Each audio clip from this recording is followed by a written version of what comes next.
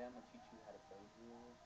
It's a pretty simple task, but it takes a little while of practice before you can actually do it. First, there's key components. I learned how to do it a while back, but I don't know. I understand the physics of it behind it, why it works.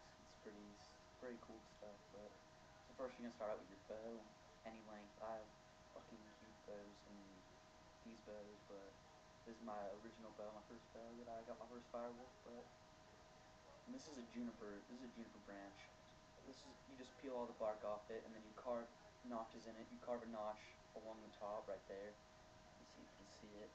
See like where it needs the cord needs to be flushed in it, so it has to be that deep and that wide. And then you carve a circular notch. Same, the cord will flush around this, just like around the whole thing. And then you cordage so you can tie on the cord. You need those notches so you can tie on the cordage. So you put the cordage. I use from the top. Then you need a Y, which is like when I mean a Y, I mean like that.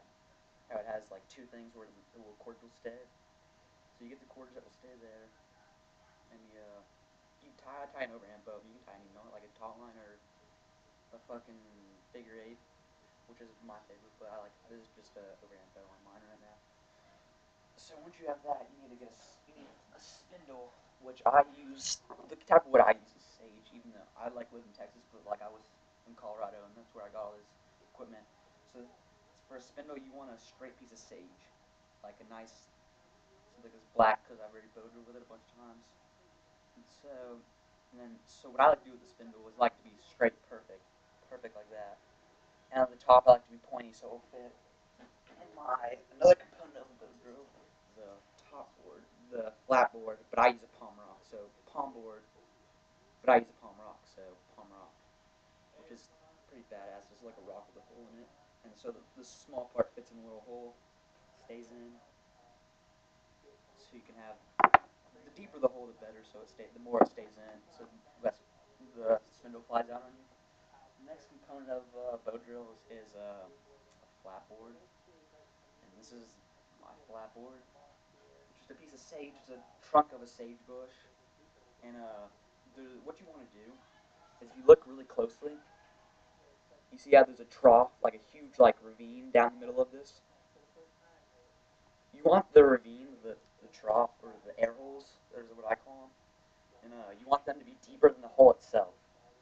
So if you look, you see how the hole is deeper, the trough is deeper than the hole, so it has more, so it can breathe, so the hole can breathe. So when you're bow drilling, like let me show you, like you see, look how the spindle fits. You can see underneath it.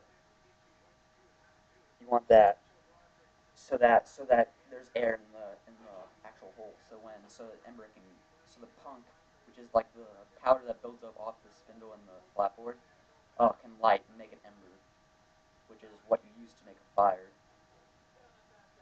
And so now I'm going to show you